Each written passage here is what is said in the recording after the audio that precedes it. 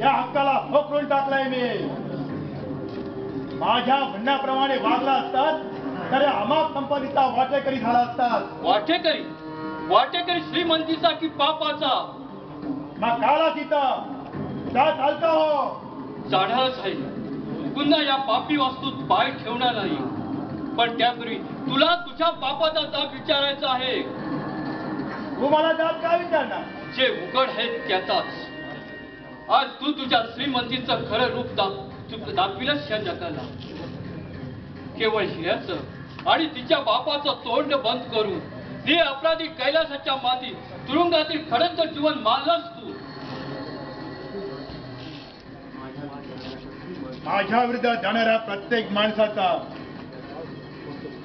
तो भाऊ असो, बाप असो किंवा पत्नी असो, हो हो, हे तुझं वर्तन पाहून माझ्या शलाका वहिनीच्या आत्म्याला किती वेदना होत असतील. तिला वहिनी म्हणण्याचा अधिकार तुला नाही.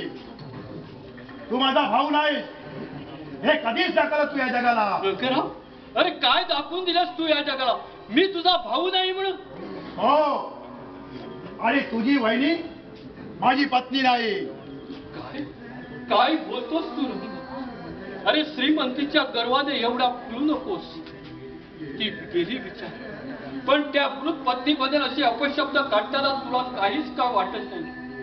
देवा ब्राह्मणाच्या साक्षीनं तुझ्या सोबत तिनं या वाड्यात पहिलं पाऊल टाकलं. उंबरठ्यावरील माप बोलतो ज्या गृहलक्ष्मीने तुझं जीवन फुलविण्याचा प्रयत्न केला त्या प्रतिव्रतेबद्दल असे घाणेरडे उद्गार?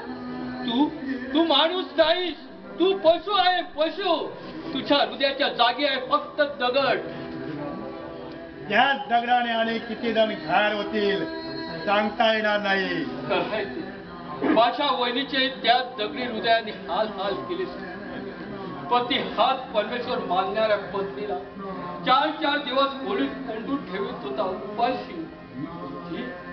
ती जिजून झाली आणि तशाच एके दिवशी तुझ्या पापानं उच्चार गाठला.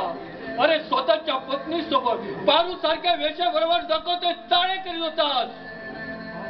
बापू, अशा ही परिस्थिती बिचारी तुला दूध देण्यासाठी तुझ्या खोलीत गेली. पारूच्या आणि तुझ्या प्रणयात खंड पडला. ते दुधाचे ग्लास तू तिच्या माथी मारलंस.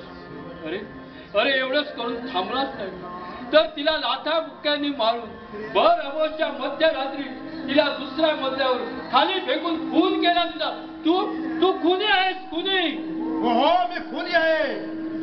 मी खून केला तिचा. काय करायचं ते करून घ्या. परमेश्वर झोपला रंगराव. तो तुला निश्चित प्रायश्चित देईल. त्या प्रतिवर्तीचे शाप तुला निर्दयतेने सदा देईल. अरे पण ते साध्वीनं तुला शापच दिलं नाही. उलट हॉस्पिटलमध्ये मरणार होईल. ती एवढंच फुटफुटली होती. माझ्या पती देवाला क्षमा करून सुखी कर भगवंता. त्याचे सारे अपराध पोटात. आणि निर्दया तू असा कसा रे वागलास तू तिच्याशी? माझ्या पत्नीबद्दल बोलण्याचा अधिकार तुला नाही. आज तरी तो अधिकार मी घेतला. रंगराव, लक्षात ठेव, एका कैलासला जमीनदोस्त जरी केलास तरी अनेक कैलास निर्माण करून तुझ्या या गुंडशाहीला ठेचून काढण्याचं काम मी करणार आहे. तुझा हा जुलूम जबरदस्ती मिटविण्यासाठी मी मरण सुद्धा हसत पत्करेन. आजपासून हा बापू तुझा भाऊ नाही आहे, तो तुझा दुश्मन. रक्ताचे हिऱ्याचे केस तुझ्या रक्ताने माखविणार तुझा दुश्मन. काय हवी तेवढी दुश्मनी? अरे मी एकटा पुरा पडणार आहे सर्वांना. शक्य आहे, कारण आधीच तू 2 खून केले आहेस. बापू, तुझ्या श्रीमंती पाठीमागे एक क्रूर भीषण रहस्य आज मी जगाला सांगणार.